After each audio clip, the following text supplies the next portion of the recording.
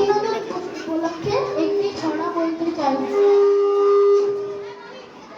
ছড়াটার নাম পতাকার পাঁচ রং, লিখেছেন কবি সুকান্ত আচার্য। বলো তো দেখি পতাকার মধ্যে কয়টি রং আছে? শিক্ষক এসে শুধালেন হেসে তৃতীয় শ্রেণীর কাছে। একসাথে মিলে সব ছেলে বলে চিৎকার করে জোরে, তিনটি বর্ণ রয়েছে রাঙানো জাতীয় পতাকা নিয়ে।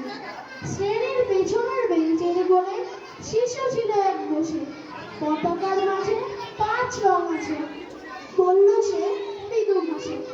কথা তার শুনে বাকি শিশু বলে হেসে খায় লুটোপুটি। শিক্ষক রেগে বলেন হেঁকে বোঝাও কি করে পাঁচটি। মাথা নিচু করে ভয়ার্ত স্বরে সরল শিশুটি বলে ওপরে গেরুয়া, মাঝখানে সাদা, সবুজ আছে তার তলে, আর আছে আঁকা গোলাকার চাকা, নীল রং আছে এতে। শিক্ষক বলেন এটিকে ধরলে তবুও হচ্ছে চারটে।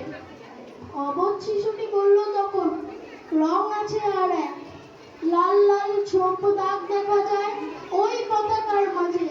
বাবাকে যখন আনলে ওরা কফিনের ঢাকা খুলে, জড়ানো রয়েছে দেহখানা তার পতাকা আর ফুলে। রক্তের দাগে ছিল লাল ছোপ ওই পতাকার মাঝে। এই নিয়ে মোট হলো পাঁচটি।